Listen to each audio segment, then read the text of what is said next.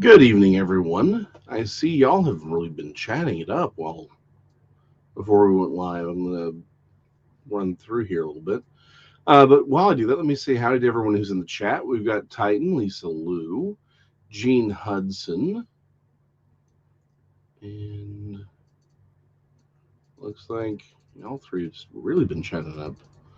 All right, well, I'll just have to skip through here. Y'all can repost any questions or thoughts that are applicable to the show. Cheese Freak Ginger Snap is in the house. Mary H. Man, I cannot leave y'all alone for a minute. Wow. All right. That's everyone who's in the chat, at least for the moment. Well, now I just went down further. Wow.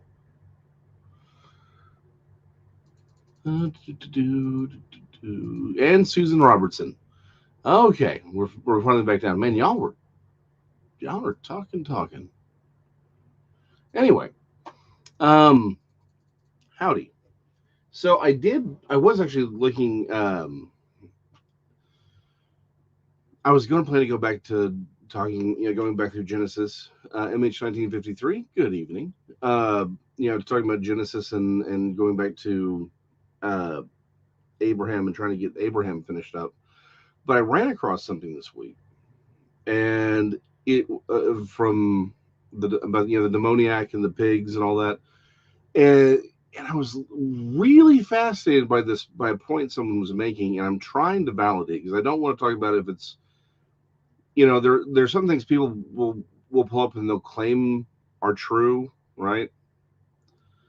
Uh, and yeah, so that's it's one of those things where I want to validate it because it doesn't necessarily change that entire story, but it really shifts. If it's true, it shifts the way we should look at it in a lot of ways, and also, I mean, expands on it and really kind of changes maybe some of the assumptions we should make on all of the writings of the New Testament, particularly with Jesus. Like I think so. I'm just trying to validate it right now. That's what I'm trying to do, and I'd like to have it ready for next week, but we'll see. Um, so we will go from there. So I figured today we'll just do a hangout. Nothing big, nothing too fancy. We'll just hang out, chit chat, and go from there. If I look rested, it's purely an illusion. I'm back to working, until like 1 every day. That's fine. Actually, so we'll give everyone a few more minutes to hop on. Like I said, we're just gonna chit chat, put your questions in the thing, and we will, no limitation here, no holds barred. Um, so, that's I'm sorry to hear that, MH 1953. I'm sorry to hear that. That is very sad. Yeah, this whole that may be something to talk about here in a second. But yeah, this whole thing, it's the more this whole thing goes, the more it's really starting to look. It's just becoming more and more obvious that this is all psyop. All right, 701 real quick. Hold on. So here's the thing, Titan. I can't go back that far anymore. Y'all have actually chatted so much that the chat stops at 710 for me. So you'll need to post that on there. I honestly can't, like, when I first logged in, it like the first timestamp I got was again 710. So it looked like y'all had already been talking. So hey, Mr. Brunson, did you get the email I sent you in response to your question? I would like to know because I don't know if the email helped at all, but yeah, no, this whole thing is starting to look so much like a psyop. I mean, let me rephrase this: it's not looking like, it clearly is, and we're seeing why they're doing it the way they're doing it. I'll just say it that way. And praying, all three almost died. Yeah, Gene, that's yeah.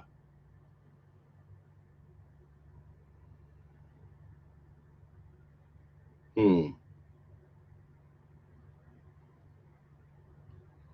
Yeah. No. You know, and Gene, you are not the only person with that story. I know a lot of people who are saying that they've, yeah, that have very similar stories to that. And it's one thing when it's like, well, it's a friend of a friend, not the, friend of friends are one thing, but when it's your own family, yeah. MH1953, exactly. When the government's going to push something this hard, that's when you run the other direction, and that's the whole thing, right? It goes back to, if someone actually wants, like, I've always come back to, if you want to have a reasonable conversation about anything, there are ways to have a reasonable um, talking about the lightsaber Mandela effect. Okay, you know what? That may be the topic for the night. Now I need to know what that is. Where was my daughter? Yeah. Oh man, Gene. Yeah, no, that is nuts. I'm so sorry to hear that.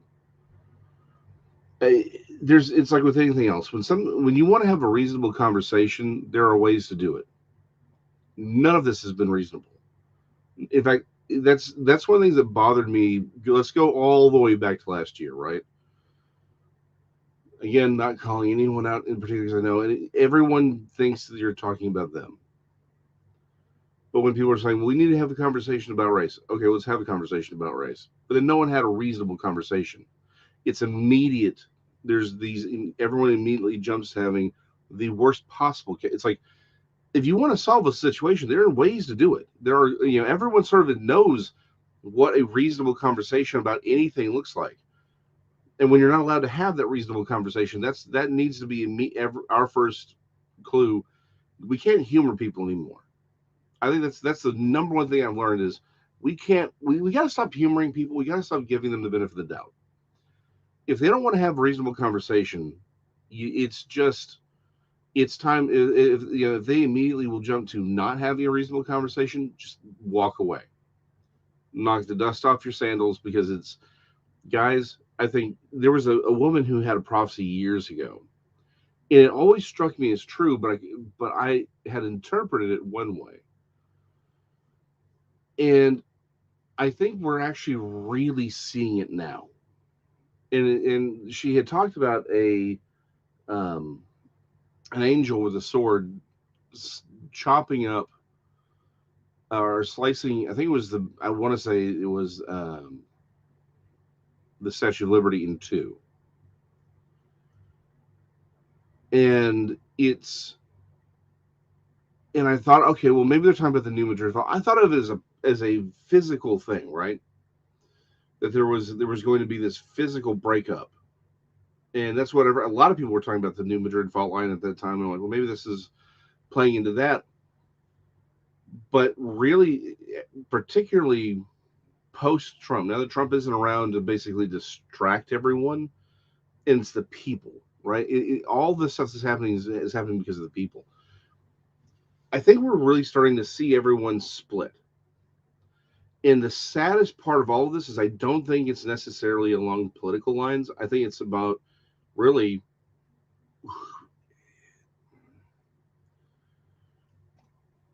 I think it's honestly who loves God, who hates God. And I'm not saying that everyone who's going to the right necessarily loves God, but they do. But there are people who, there's truth, and there are people who love truth and want to at least live in that, and then those who don't. There are those who believe the narrative, and there are those who are rejecting the narrative. That's it. Um, so I think that's really how this nation is being broken up. Not necessarily along Christian lines, but I think there are those who are just, let's use the metaphor of the Matrix. There's those who will always be plugged into the Matrix. That's what's being happening. That's what's happening right now. It's being split apart into those two different groups. So yeah, I mean, unfortunately, this is that is absolutely We just need to understand, if you're not going to have a reasonable conversation, then there's no purpose in trying to have that conversation with that person. Yeah. MH 1950.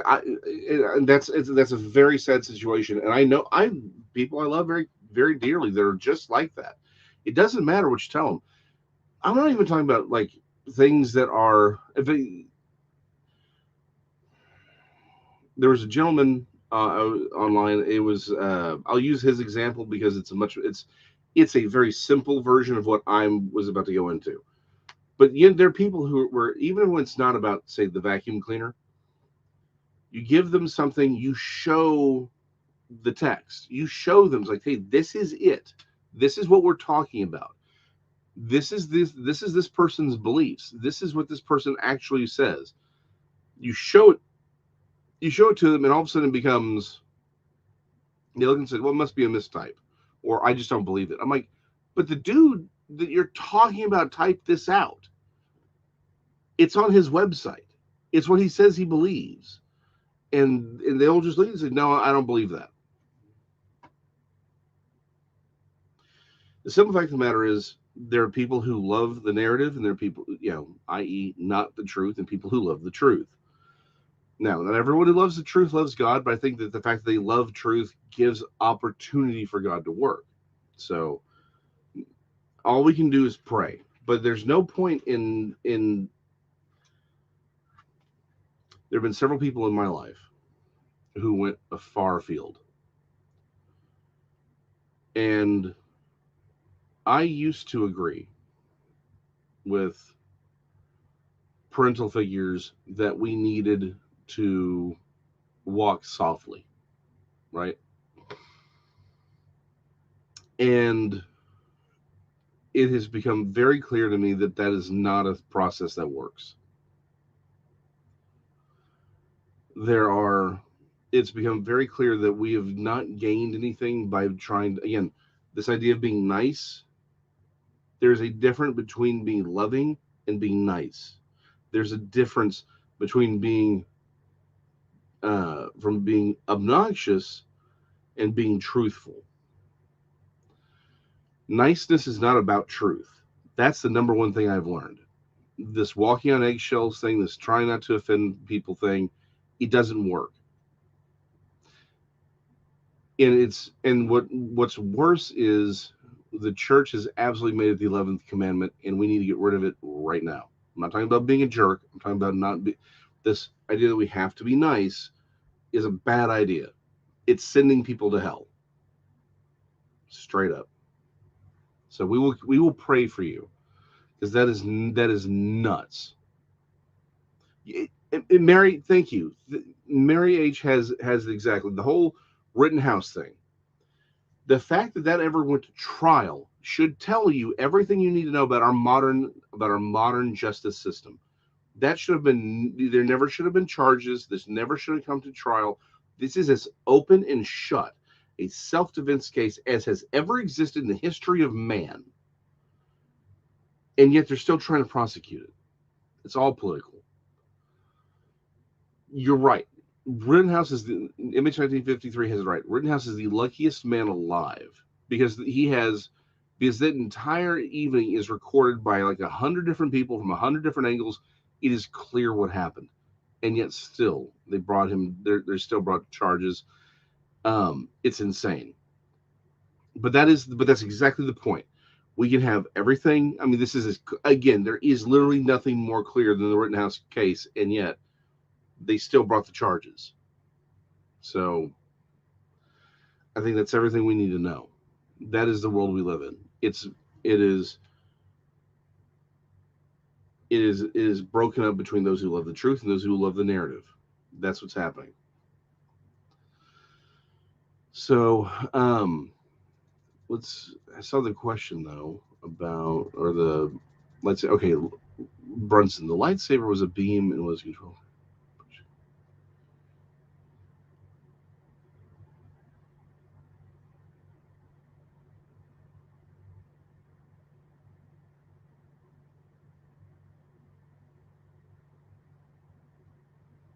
Hold on.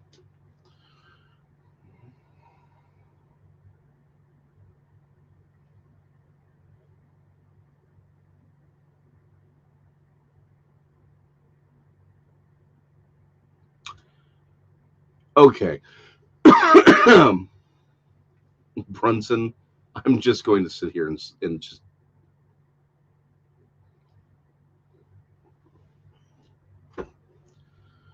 We are not going to talk about lightsabers. Although I will say this, I have a theory about lightsabers. Just saying. I even wrote it was in a book I wrote. But we're not talking about them tonight. There's another show for that. I'm not talking about lightsabers.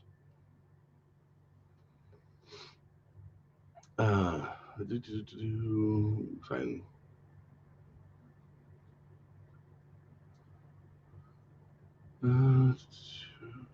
Yes, Titan. Exactly. Do you the whole January 6th? Do you understand that now? For people who don't know, that no one has been charged with anything other than trespassing, and there are people who are literally in who aren't allowed to. They haven't been allowed to see their attorneys.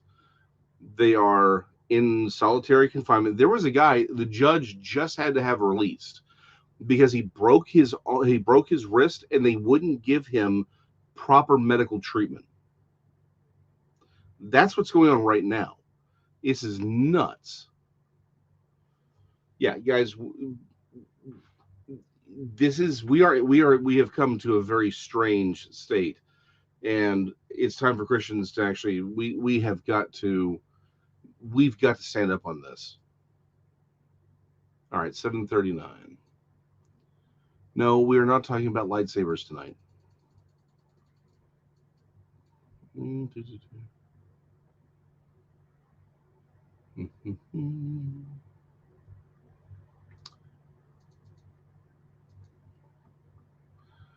Okay, Titan. I don't know what.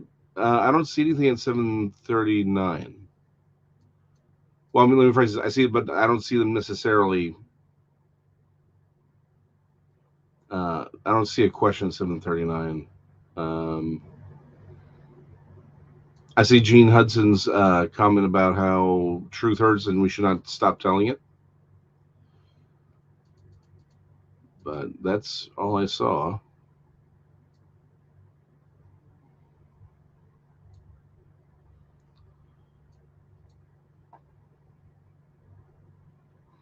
Yeah, MH 1953 is right. There was another prisoner that had cancer. For me, it was like it was the one with the guy who had broken his wrist. It's like that's such an obvious thing. It's like I was listening to Shapiro today, and he made a comment. He said he still is a big believer in the system. He has, and he's of that the. I tend to agree. No, Titan, your post is not there.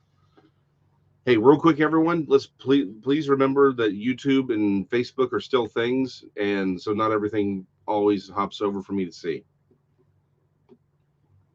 Um, yeah, so Titan, if you can repost it, maybe it just is a glitch. Uh, Gene, I don't know. That's a great question. Um, but so Shapiro's talking about how you never attribute to malice that which can be attributed to incompetency, but he points out it's like there's the problem is how often can we keep attributing to incompetence when it keeps turning out to be malice. He's like there's at a certain point the pattern has to stand on its own. And I'm like, well, I'm glad it's taking you 50 years. Well, I mean, he's not 50 years old, but it's like, some of us have been around a little bit longer. We've seen this a lot earlier. Just saying. So, it's very, very clear that we need to start attributing to malice. And the problem is, I think there's a lot of people we wouldn't like to attribute some of this to malice that we have to.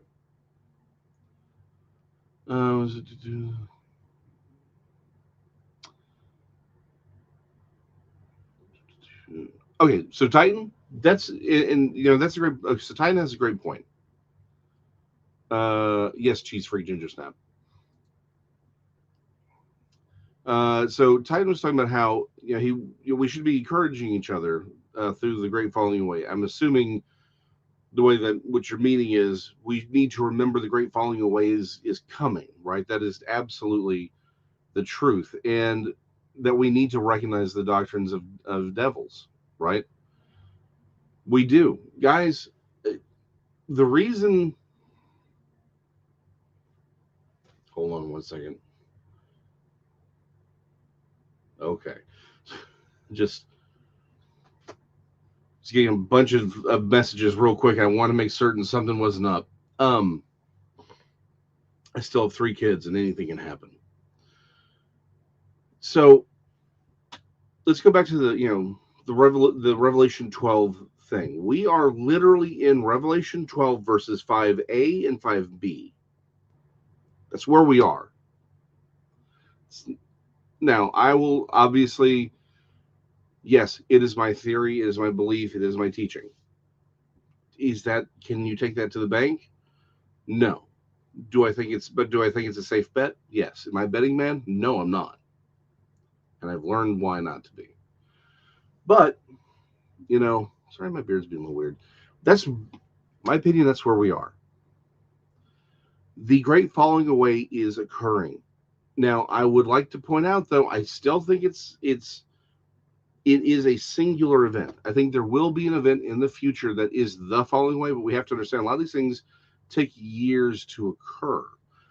We look back and we're like, oh, the American Revolution. Guys, the American Revolution took like 20 years. And even then, the British really didn't leave us alone for like another 30. Like it took 10 years for a lot of, after we had won, it took another 10 years for them to actually kind of leave. This is not, a lot of these things take a long, long time. Heck, we don't even need to look at something that happened 200 years ago. World War II ended, and we had up to like 10 years after the fall of the Third Reich, we had Nazi terrorists killing soldiers. We lost over 7,000 soldiers in Germany after World War II. So I mean, there are things that take a while, right? We tend to think about all these revolutions as like, and these events is like, guys, these things took sometimes decades to occur. The great falling away is we are in the process of it right now, but there's absolutely going to be there's going to be an event. In my opinion, it may be as subtle as the Pope walking out and saying, hey, aliens are a thing, right? Aliens. Or it could be as cataclysmic as a mile-long spacecraft hovering over a city. Either way, ancient astronaut theory is, I think, the great falling away. To Titan's question, is there a doctrine of devils that has survived all these years? But surely, okay. So here's the problem. Yes, there are many. Like there's a ton of doctrines of devils that have survived. I would like to point out, though, literally the number one doctrine has always survived. You will be like God. That's the number one doctrine of devils, and it has survived this very day. Its most modern version, all right, transhumanism and or ancient astronaut theory, and it's inextricably linked in a lot of ways. In fact, it stood out so prominently to me. Because I'm a huge David Childress fan. I really am. The man's amazing. His work on megaliths is bar none some of my favorite work. But David Childress, on one of these ancient alien shows, literally just said, and when they come, the aliens, right? The aliens, when they come, they're going to bring all this transhumanist technology, and they'll be able to upgrade us, and we'll become like, and then we will be like the gods. Literally what he said. I'm like, You're not a stupid man. Like, you're not. David Hendrick, in fact, right now, everyone, take the word stupid and remove it from your vocabulary. We are not dealing with stupid people. We assume they're stupid because of the greatest failing, I think, of the church is that we don't believe in evil people anymore. We don't believe we still have this cartoon mustache twirling view of villainy. They simply serve a different God, but they are not stupid. For me, the number one doctrine of devil that still exists around, and it was the first one, you will be like God. That is what they all are. They all come from that one. I even said it when in my Ancient Aliens book, right? Is that's it? Is that, as this is I actually use the metaphor of the Transformers, right? Back in the 80s, Transformers were the thing. Well, there were a lot of characters that were what's called a repaint. So it's the same mold, same toy, but one's yellow, one's red. A great example of this is Bumblebee and Cliffjumper. Same toy, but one's red, one's yellow. You had the Seekers, which is like Starscream, Thundercracker, and Skywarp. Same exact toy. One's red and gray, one's purple and gray, one's blue and gray. That's it. That's the great change. So, and of course, they did it to save money because the molds that they make are expensive. That's why, sometimes they get fancy and they switch out heads, right? That's it. But that is the metaphor that I've always used, because it doesn't matter. The ancient alien transhumanist lie is the exact same lie from Genesis 3. That's it. It's the same thing. Oh, howdy, Daniela. 15 Delio.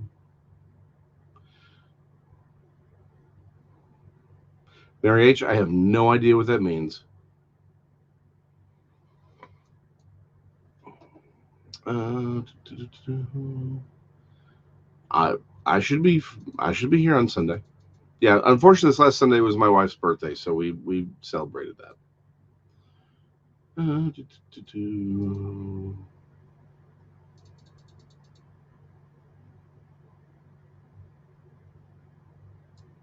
So,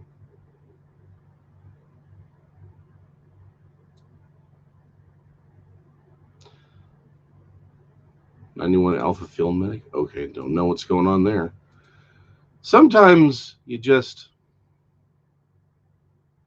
got to stop and wonder. Yeah, I know it's Army talk. I'm just trying to figure out what it is you're trying to say. Anyway. I'm having fun. I hope you all are. And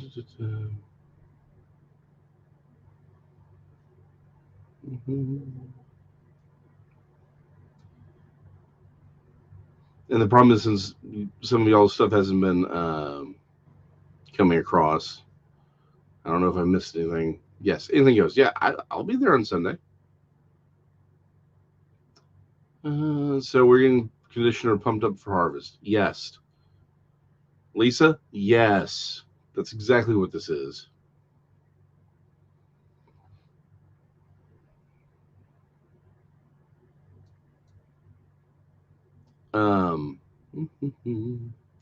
Titan? Yes, I would agree.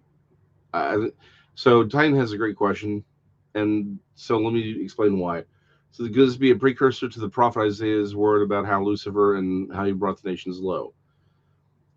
Because I'm of the opinion that Lucifer is the Antichrist. That is his prophetic name. That is not the name of Satan. I wrote an entire book on it. I think what we are seeing right now, this is all stage setting, right? We got to remember, this is all stage setting right now. That's all this is. We're being set up for the Antichrist, and he will take power. It will be very soon. Remember, we're in the middle of Revelations.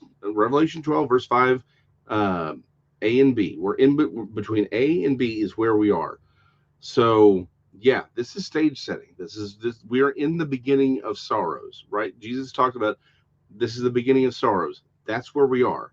I would argue the beginning of sorrows ends in 2027. After that's Katie bar the door. I'm not going to say it starts that year because I don't know. It could start as late as 2033. If I had to put money, I'd say between 2027 and 2033 is when, and let me be very specific, Pentecost of 2033 is when the final 7 years could begin or occur. Just saying. Now, does it have to be during that time? No, it could go as late as 2060. It could go, any time after that. All I'm saying is after 2027, borrowed time, period in a story. I don't know that there's actually a Bigfoot disclosure coming. I don't necessarily think that there is a disclosure on that coming. I think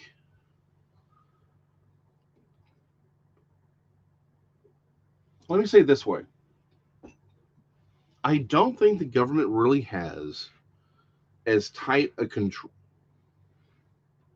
pulling at things that shouldn't be pulled at. I don't think the government really has the level of control we think they do. That being said, I also don't know that they are necessarily going to release anything. I don't think they ever would. I don't think it's in their interest to do it. That's all. Oh, hey, Bigfoot, Michigan Rob. That's just my thing. I don't necessarily, like I said, I'm not one for big grand conspiracies because I don't see any evidence that we're smart enough to pull it off. What I see is a bunch of people following orders. Just saying. So I don't know if there's a disclosure coming on Bigfoot. I just don't see the government having any interest in doing it. I don't even think they're necessarily keeping track of it. I really don't. I think there may be, again, I think there may be people close enough who are trying to, like the national parks, or the parks people. I think they keep quiet about it, but I don't think it's because there's a giant conspiracy. I think they just don't. I think they have the same pressure everyone else does, and they don't want to be. They don't want to be the crazy person who says there's Bigfoot. That's it. I think that's the long and short of it. They don't want to be the crazy person who says that they exist. So there you go. So that being said, if there was a release, if the government did come out, I would pay attention to everything but Bigfoot. Because the second the government comes out to say that, that's when you know it's like, okay, now they're distracting us. What's the distraction? Just saying. Oh, hey, Stephen.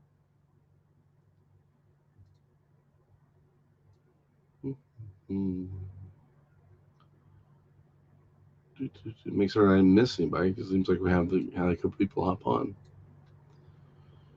So yeah, no, I don't think there's a disclosure coming. But if they do have disclosure, I would pay attention to everything but that because it's only going to be because they're hiding something much bigger. Just saying. But I'm a jaded person. Just saying. Yeah, I have to watch the show tomorrow. Rob, the Brunch with Bigfoot. I have to watch that tomorrow. Fortunately, my days are a little packed, so I have a little schedule. So, like the Thursday show, I watch on Friday because I don't get louder with Crowder on Fridays. So, get to listen to Rob and Tex. I think that's pretty much it. Yeah. Any other questions, thoughts? Because I'm not really one for the Mandela effect. I think the Mandela effect mostly is honestly just the fact that people have terrible, terrible memories. That's all it really is. There's a bug in here bothering me.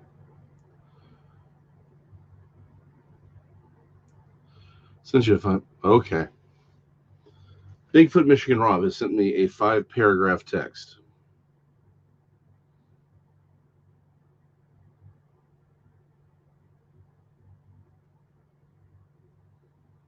Hold on.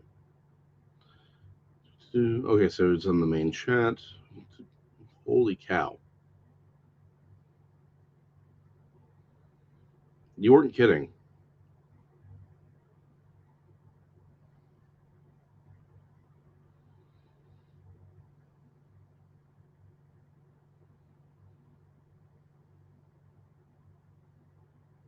The Geico Gecko? Really? Really, Rob?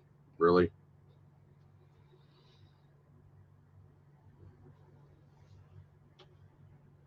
This is why we can't have nice things, people. That's all I'm saying.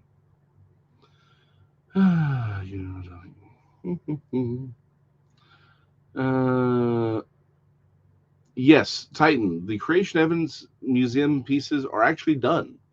So here's what I can say about this. We don't have the date yet, but everything will be available. We're going to unveil them.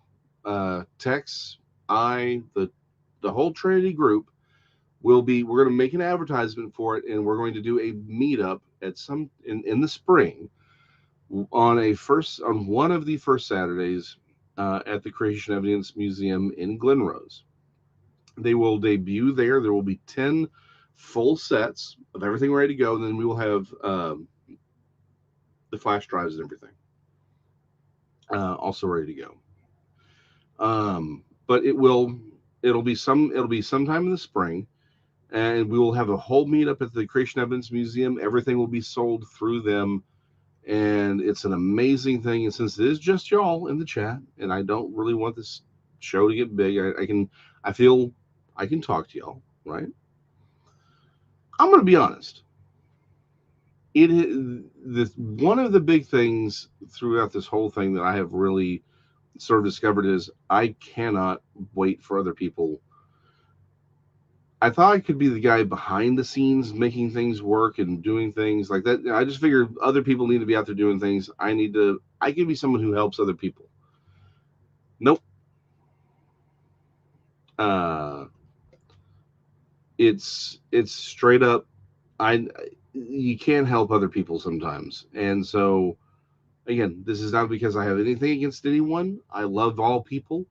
I'm not even frustrated with people, but it has shown me that I need to be spending my time doing my thing, which is what I'm going to be doing.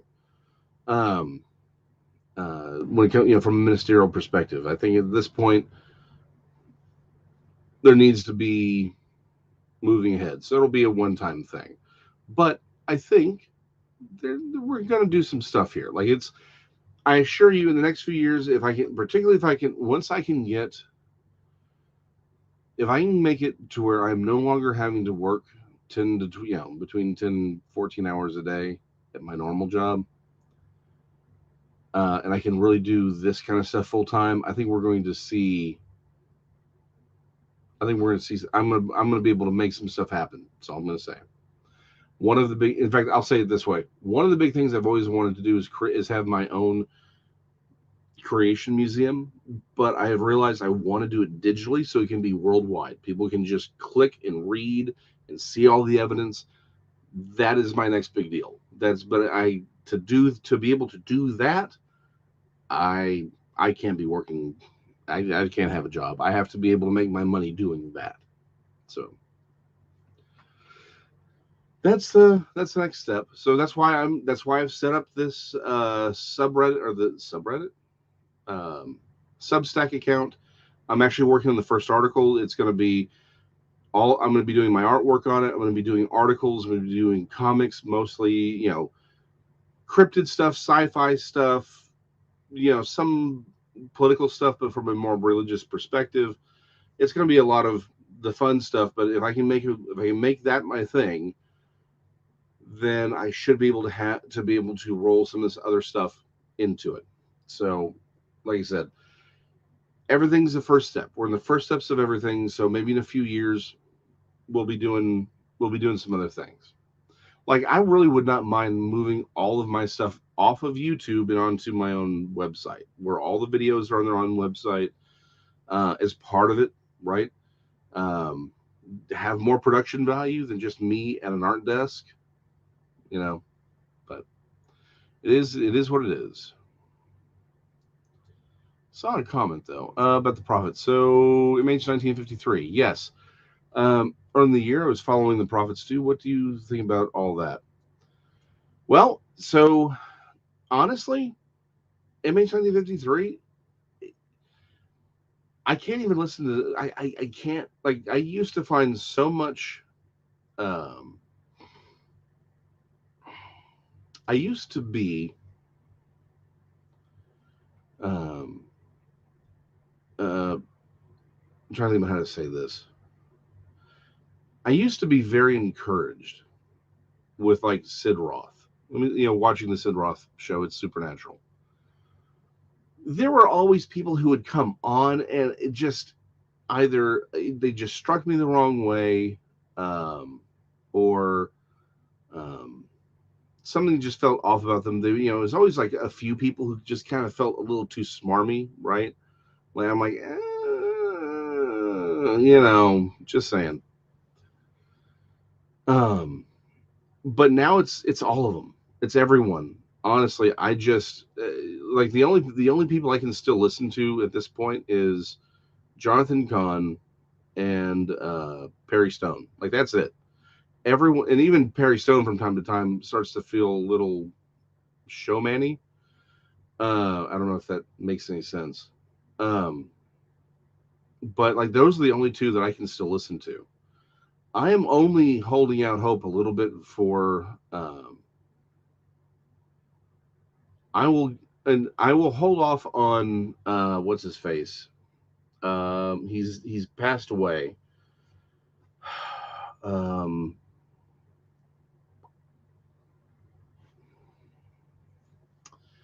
he was a musician. I cannot remember his name to save my life. Um, check out Lisa Lewis. Uh, do, do, do. Um, what is his name? Anyway, it'll come to me eventually. It's like I'm going to hold off my judgment on him. He passed away because he did not necessarily prophesy Trump's tenure being back to back, right? Um, so I will hold on him. But basically, the rest of them, I'm like, nothing they're saying is coming. Like nothing they're saying is coming to pass. And I think what's ruined a lot of people, and like I used to really like listening to Mark Taylor on every Monday. He was on a channel, and I love listening to them on repeat. I can't listen to him anymore or any of them. Kim Clement, thank you, Stephen. Yes, Kim Clement. That's who I was thinking about. I'm going to withhold judgment on him until 2024. Um, but like basically the rest of them, everyone who sort of bought into the whole QAnon thing, I think it ruined them. I can't listen to them anymore. I do have very very high standards for prophets, and if you're going to say, here's my thing, I always try and make it very clear when I'm certain of something and when it's just me talking. When it's if I'm like I really try and go. I mean I'm that means something to me. And when I had and like all these, a lot of these people are saying, "Thus says the Lord." Nope, I'm out. If you're gonna say "Thus says the Lord" and "Thus says the Lord" does not occur, you, my friend, are on my list. Just that's all I'm saying. Um, so Prophecy Watchers and Mondo Gonzalez is actually really good too. Yes. Prophecy Watchers, is that here's the problem. L.A. Marzulli is always good, but he's not really a prophecy guy in so much as he is sort of a fringe guy. Um, Prophecy Watchers, I like them. Here's the thing. I actually have a problem with. Here's my problem with Prophecy Watchers. Okay, and I hold nothing against them. If they were to give me a call, I would go and happily talk with them. But I gave them my books on the Revelation 12 alignment. Again, I've been throwing that at them for years, and the one guy they have on is a guy who makes the most asinine argument against the Revelation 12 thing. But of course, his argument was against, again, everyone else who was saying it's going to be the rapture, right? That's what they were going against. But all of his arguments were the worst arguments, the most asinine arguments ever. And I'm like, okay, like I said, I stopped listening to him after that because it's like if that's how you're going to argue, then you're I have nothing for you.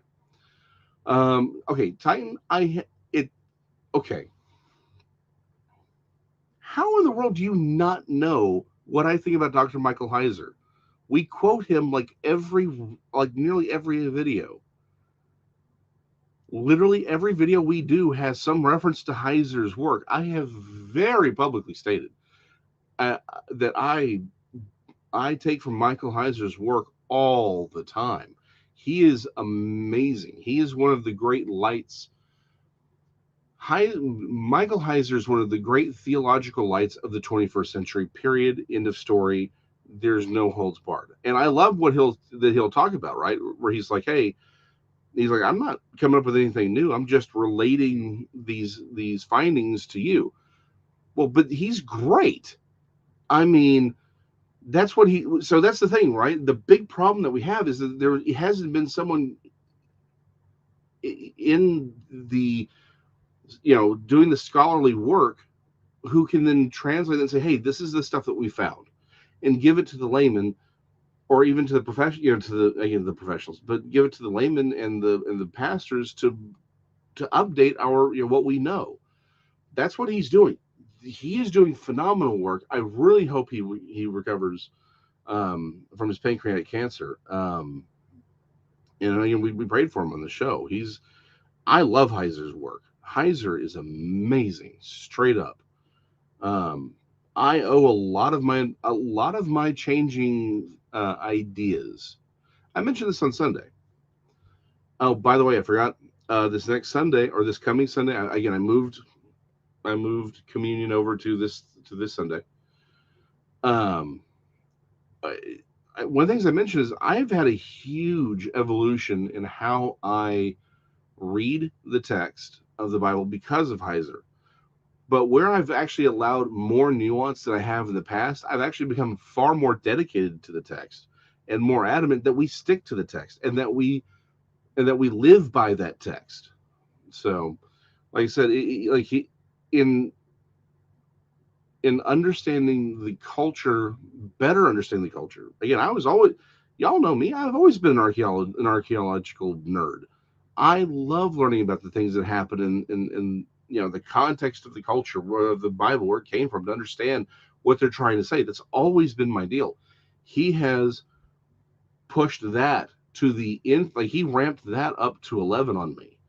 And yet, in where I've become more nuanced on the text, I'm actually more adamant that we live by that text. It's an amazing thing. 811.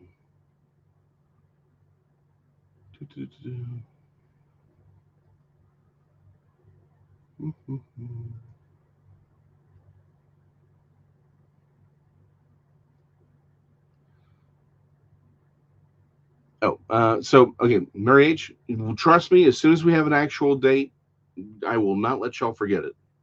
Trust me. I'm just waiting to hear back on the actual date. That's all. But I will absolutely let y'all know. Are we in the sorrows or pre-labor pains? So here's the thing. Sorrows and pre-labor pains are the same thing. But let me be very specific on this. So let me use a different context, right? Just to separate from the idea. Well, let's actually, you know what? It's interesting. My neighbor is pregnant. So let's use this. Okay. If we assume the labor pains, right? The actual labor pains are, let's say, the 7 years. That's when it's gotten real, right? We're done with the Braxton Hicks kind of stuff, right? So if we assume, so we'll just for the sake of this conversation, let's say that the labor pains themselves are the final 7 years. We are still in the beginning of those pains. Now, I tend to think that we are looking at the biblical usage of those phrases. I think, like, we're looking for them to be an absolute number or a time frame. I don't think we need to be as hard and fast about it. Because think about it, like my neighbor, she's, you have Braxton Hicks, and you can have real contractions, but then they stop, right? You go through these seasons. Like my wife she walks with her all the time, and has been, and she's just up all the time she wants the kid out. So it's one of those things where if we say that the actual you are in labor, things are dilating, water has broken, that's the final 7 years, then we're still in the pre stuff, right? We are. But I think that's maybe too narrow a way to look at it. What we should be looking at is the way you would watch a pregnant woman. You don't really know when the kid's going to drop, right? But what we watch for we notice the things are getting more escalated and closer together. There's a lot of different things here right now. I think we're still very much in the pre, where we're in the pre. This is all Braxton Hicks right now.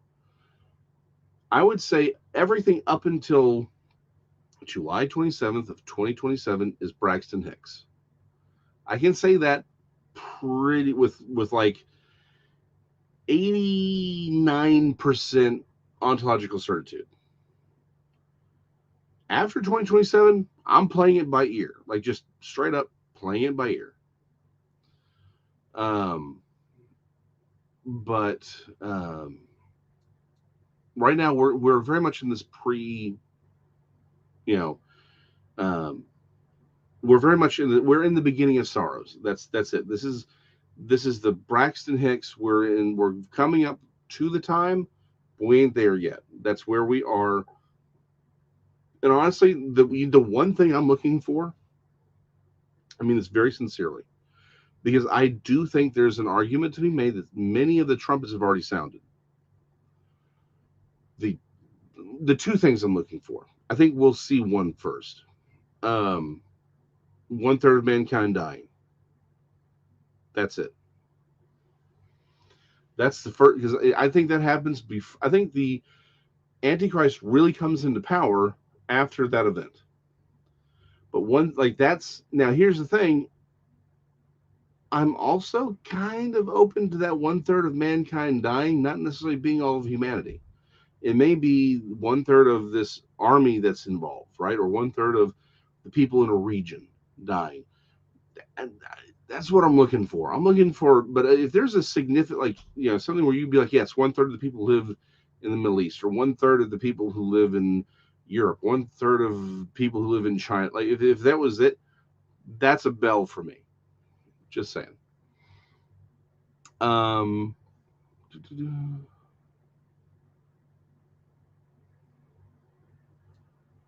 hold on. Okay, so Cheese Freak, I'm gonna come back to your question.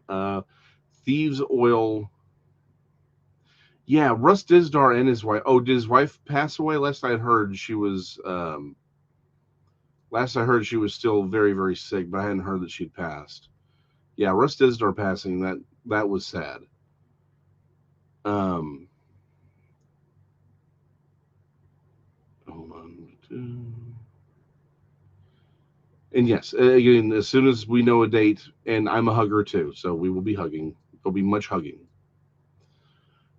Thieves Oil is amazing. It's good for a lot of things. I tend to use Thieves Oil with, particularly for like breathing things, but Thieves Oil is amazing. Same with Melaleuca. I love Melaleuca. So, but being able to buy or sell work. So, Cheese Free Ginger Snap, here's the thing. We are still in the beginning of sorrows. This vaccine passport is not, it just straight up is not the mark.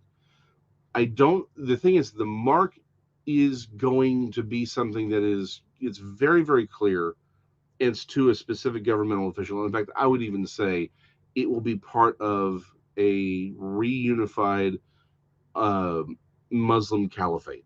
That's something I'm really watching out for.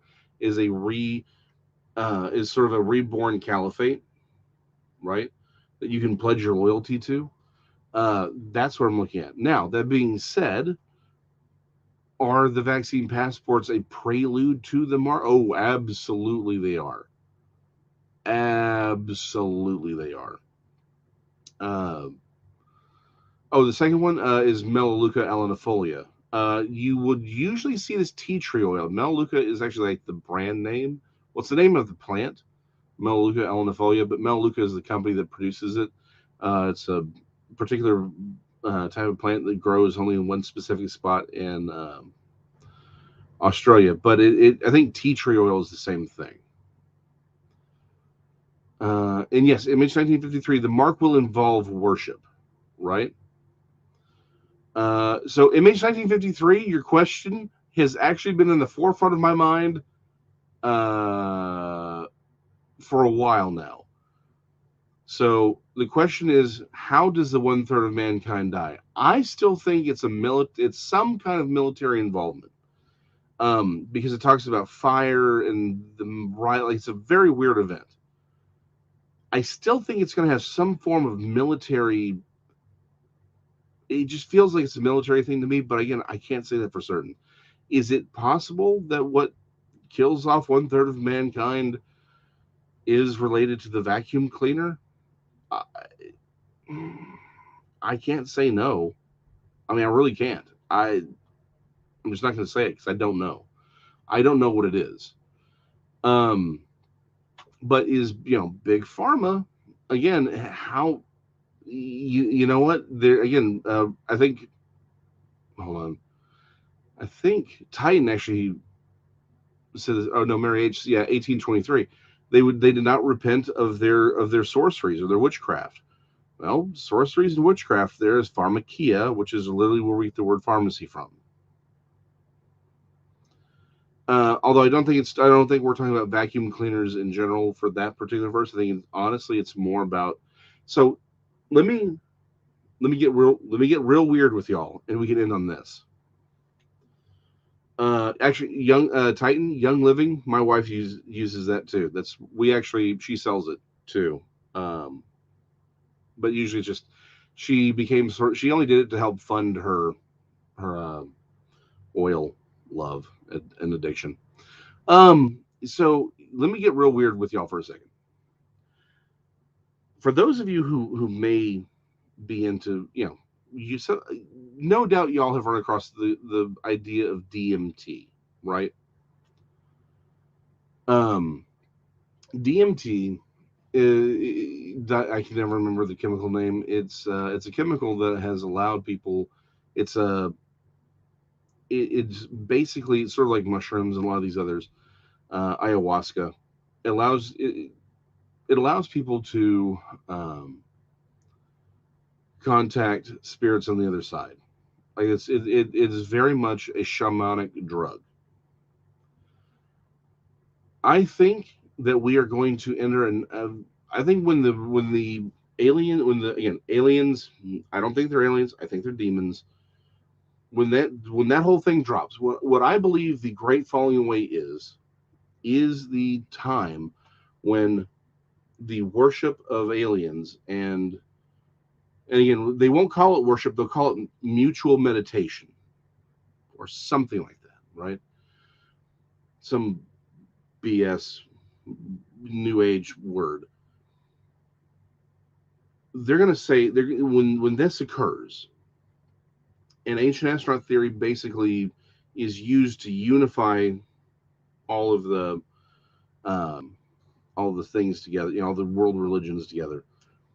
I think that it's particularly after the death of 1/3 of humanity. I think it's going to be very clear that my theory, though, is that we're going to see a huge rise in the use of things like DMT, this whole metaverse thing, right? Where you will own, the Great Reset. You will own nothing, and you will be happy, right? That's what the Great Reset is.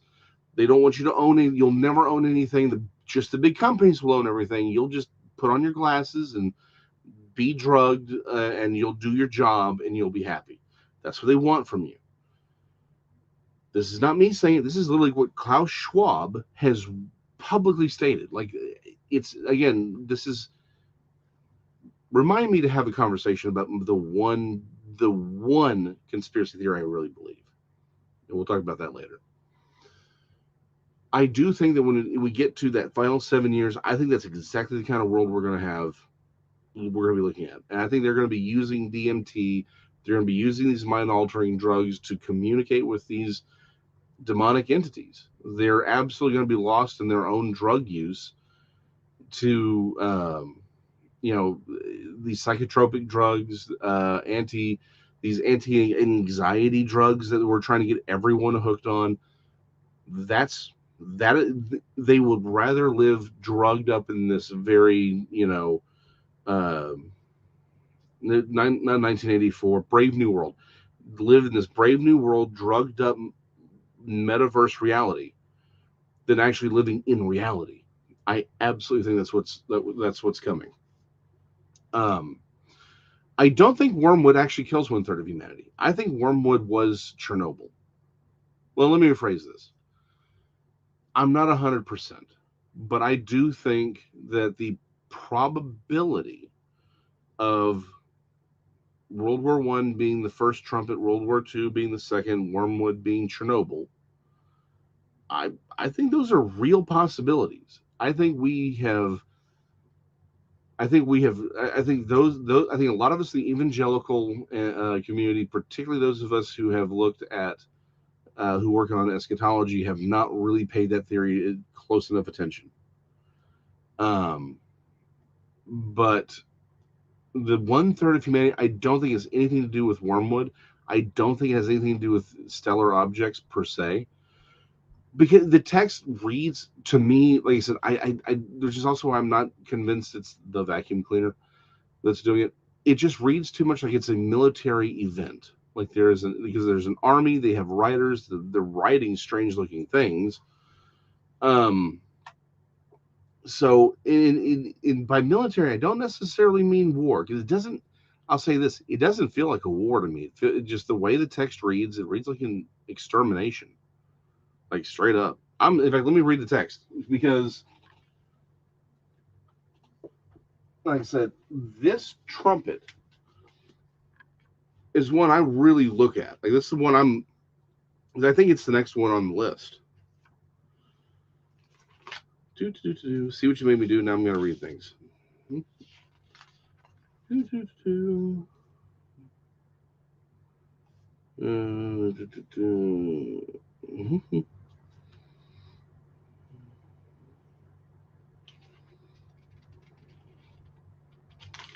It's on this page. Yeah, first woe. Well, okay, so let me rephrase this: the hornets, or the um, the locusts out of the pit. That's also something I would watch out for. But just saying. But the second woe is the sixth angel, right? And the sixth angel blew his trumpet, and I heard a voice from the four horns of the golden altar before God, saying to the sixth angel who had the trumpet, release the four angels who are bound in the great river Euphrates. So the four angels who had been prepared for the hour, day, and the month, and the year were released to kill 1/3 of mankind. The number of mounted troops was twice 10,000 times 10,000, which would mean 200,000. Um, and I heard their number, and this is how I saw the horses in my vision. Oh, hold on. The number of mounted troops was twice. This is how I saw okay. They wore breastplates, the color of fire and of sapphire and of sulfur, and the heads of the horses were like lions' heads, and the fire and the smoke and sulfur came out of their mouths. By these three plagues, 1/3 of mankind was killed, by the fire and the smoke and the sulfur coming out of their mouths. For the power of the horses is in their mouths, and in their tails, for their tails, and in their tails. For their tails, they're like serpents with the heads, and by means of them they wound. So it just, again, I'm not saying it necessarily has to be a military event per se. It feels more like a military than necessarily like, again, the vacuum cleaner. Just saying. However, let me say one thing, and again, because I'm never going to do anything without giving you all the full skinny on anything, right? As I say that, right, I'm over here saying, look, I'm reading this thing, I am seeing the descriptions. This feels military to me, but how does it start? What does the angel with the trumpet actually do? He releases the four what? the four angels bound in Euphrates. I don't think that those four angels aren't the spirits from the from chapter 6, right? That's not what they are. That's not the four horsemen of the apocalypse. These are four angels that are bound for a specific time. So so we have four angels bound in Euphrates, and then we have other this strange military. Is it possible that what we are seeing here is a spiritual army? That this is not a human army or a physical army in any way, but is rather a supernatural army? And the reason these lions, the weird horses that they're riding, right, seem so strange is because they're angelic. In which case, does that mean necessarily that the people who are dying in this event are dying from what we would see as a military, or would they appear to have died the way? Because if we go throughout the Old Testament, right, we have angels killing whole armies and it getting chalked up to like a plague.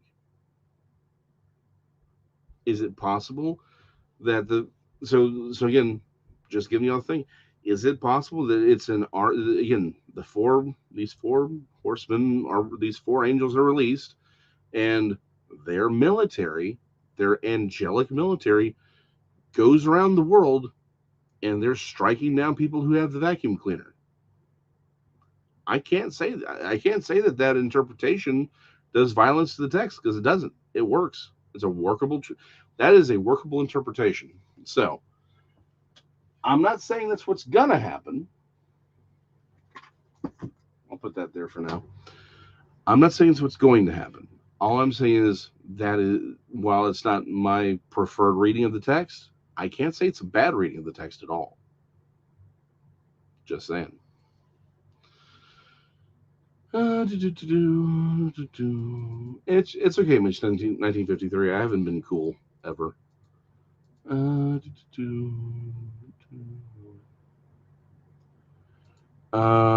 So Titan, not necessarily. Your question about doesn't it say that they will worship angels, i.e., like aliens do? Not necessarily. It's not. They will worship the Antichrist, but there's nothing specifically stating that. There are, however, and I do bring this up in my books. There's an event where there are demons that come out of the Antichrist's mouth looking like frogs, and these spirits bring everyone together. I do point out that what we would call a gray alien looks very much like the type of frog John would have been familiar with. So, any last questions?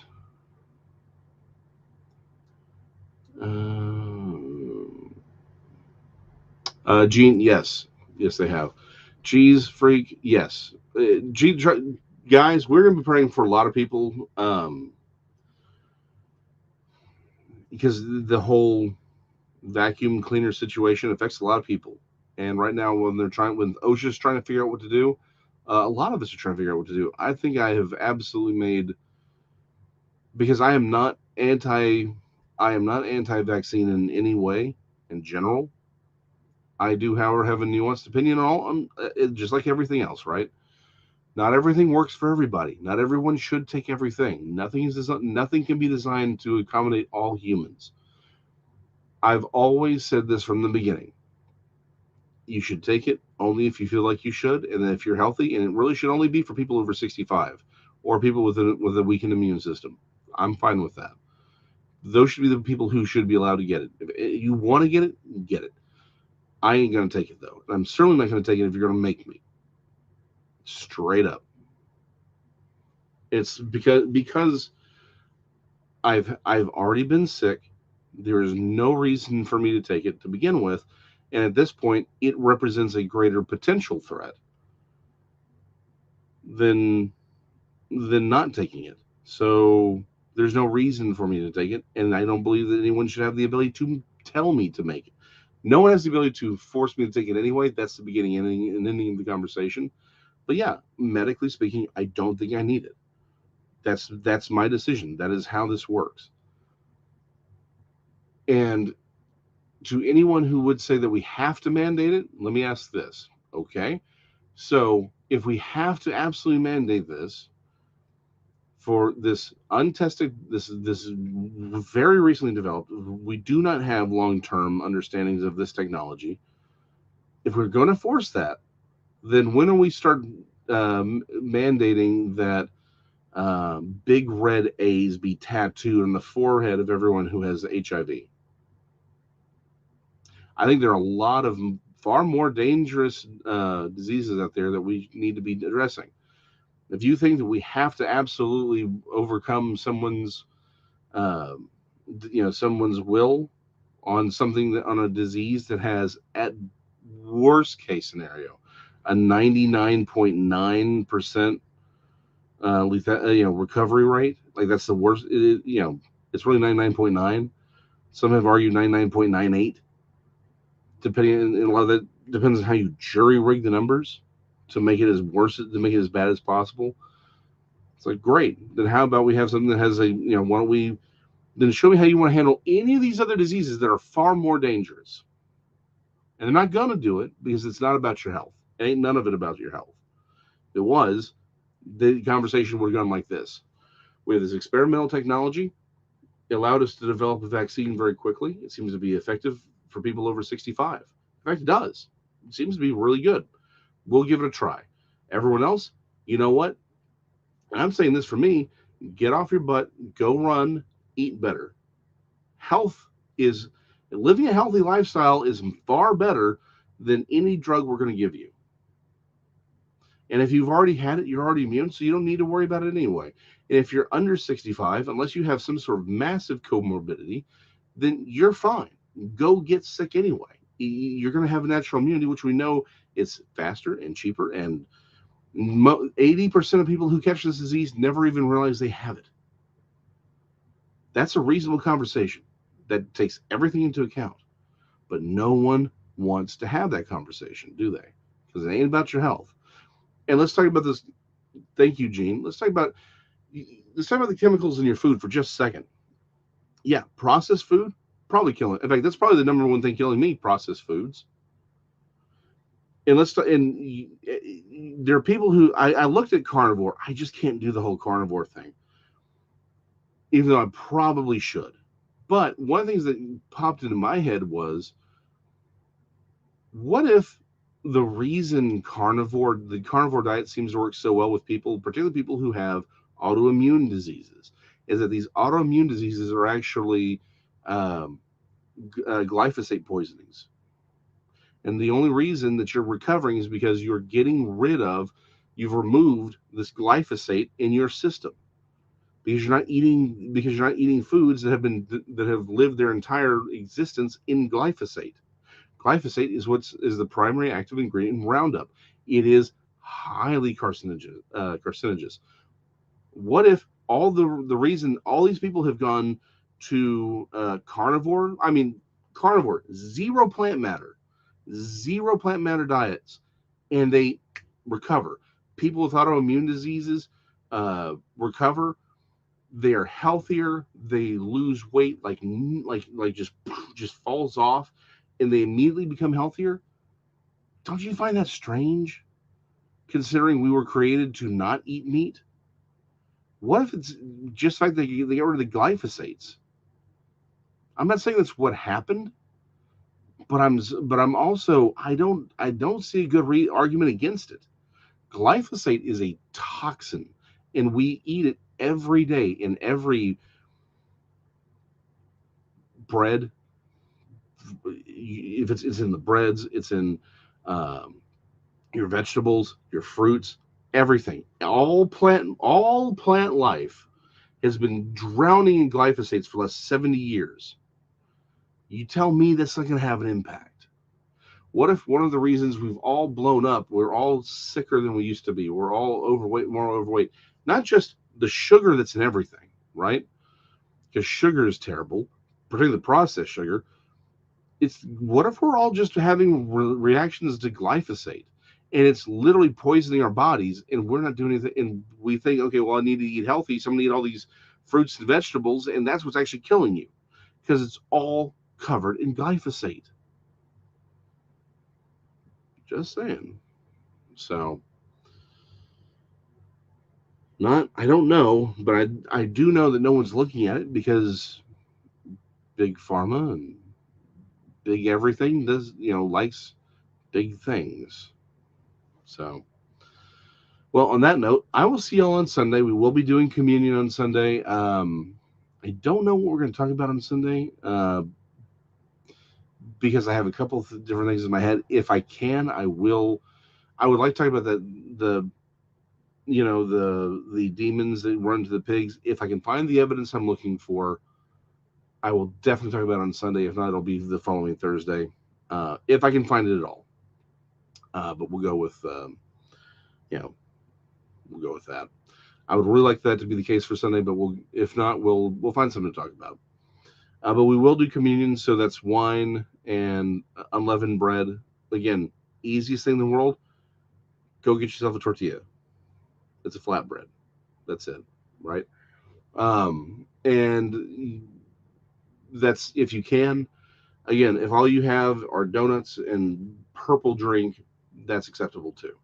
I'm just saying, you want to go whole hog, wine, unleavened bread, good to go. So, guys, y'all be good. Let's be praying for one another, particularly right now.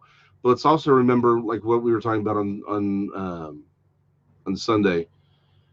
We, the church, are not supposed to be passive. We need to be active, and as we've been talking about this entire time, we need to. We need as Christians to start calling spades, calling balls and strikes. We need to call evil evil, promote the good. That's what we got to do. We can't be passive. We can't wait for our leadership to do it because they are not. If anything has been proven over the last 50 years, is that our political and religious leadership are worthless. Worthless. We got to stand up and do it. I will see y'all on Sunday, and then we'll hang out on uh, Daniela's hidden existence, and we will talk about all the wonderful videos that I have been sending her this week because she really, really loves all of the pimple popping videos. Y'all should keep sending those to her. She loves that.